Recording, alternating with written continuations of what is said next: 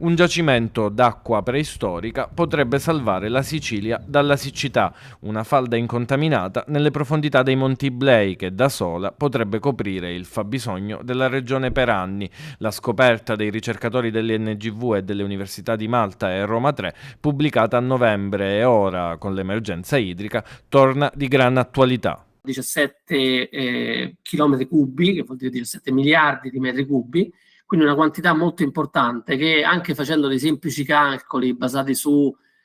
l'utilizzo per acque potabili o per acque irrigue della popolazione siciliana, dell'intera popolazione siciliana, possono da sole contribuire per anni al fabbisogno. Miliardi di metri cubi d'acqua, probabilmente potabile, che sarebbero anche facili da raggiungere perché nella zona tra Vizzini e Licodia si trovano a una profondità di appena 800 metri, ma le risorse idriche del futuro potrebbero essere ancora di più perché sembra che l'enorme falda continui anche sotto i fondali marini. Si estende anche per chilometri